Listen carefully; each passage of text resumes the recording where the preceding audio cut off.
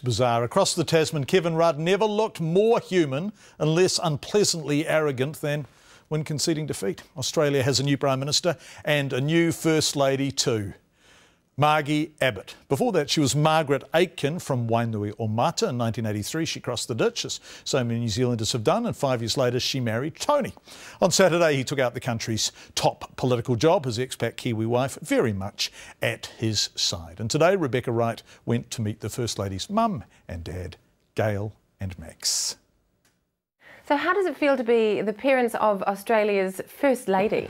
My wife's become really an addict to politics. I sit here and I'm up until midnight sometimes. I think, oh, God. So... Watching, what do you like watching? Do you watch the Aussie Parliament? I watch the Aussie Parliament, yes. And in fact, a friend of mine said to me the other day, she said, do you know, I never ever thought I'd become addicted to Aussie elections. So, yeah, I think it's got a lot of people, actually. It just sort of widens our horizons. She identify as a Kiwi or an Aussie? Or both? She's an Aussie citizen now. Yes, she is. But I don't think she's retained the New Zealand passport. No, she hasn't. No. We've been there anyway. I won't go into that. So you call her Margaret, but they call her Margie across the Tasman, don't they? Mm-hmm. The Aussies have shortened her name. And it irritates me. Oh, I've gotten used to it. Yeah, we've got used to it, but, you know, her real name's Margaret. What do you think she will bring to the job as First Lady? Well, I don't think... I see her more as a sounding board for Tony, and perhaps her responsibility really is to stand by him and support him. But I don't think she'd have that much political influence on him. Do you think that it might have been a bit lonely to be a political wife when she was bringing up the kids and that kind of thing? Definitely. Yeah, definitely. Because she virtually brought those girls up by herself. But then when Tony came home, if he had the time, he would take over. So, you know, I mean, it was all sharing and, no, it was good. So how did the two of them meet? Margaret was working for Rothschilds at the time, and I think Tony was a blind date, was he? I'm not too... yes, on that he base. was. Yes, he was. The blind date.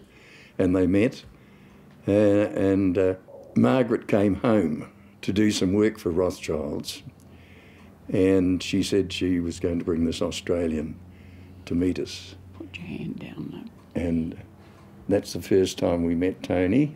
Mm-hmm. And we went out to dinner, and it wasn't long after that I was at work, and they said, there's a call for you, and I said, I'll tell them to ring back, because I was at morning tea. Being a civil servant, you know, you don't want to be interrupted at morning tea. And they said, it's from Sydney. So I thought it might have been Margaret. But it was Tony, and he asked whether he could have Margaret's hand in marriage. Yeah. And we've met your granddaughters during the course of the campaign as well. They've been very active in Tony's campaign. Yes, they have. Was that a surprise for you? No, they love their dad, and they've always supported their dad, and of course they know what it's all about. No. They call him a daggy dad, don't they? Yeah, they give him the works when it's necessary. People have criticised Tony as being anti-women, haven't they? Yeah. And Margaret gave a very good she did. Speech about that. What do you think about those kinds of comments? I get angry because I think, oh, for goodness sake, where do they get their information from? But no, he's definitely not anti-women. I just see that as just another angle to politics. Yeah, you're open to these sort of things. And politics is a brutal business, isn't it? Oh, Tis that.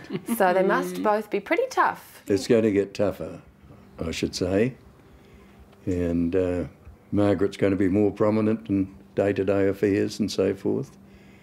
And while there'll be advantages, there'll be disadvantages to them as well. So. And do you think she's in good stead to deal with? Oh, she'll handle it all right, yes. The both of them will handle it. Max and Gail. The highlight of that interview for me, well, one of them was Max's arm around Gail, just gently patting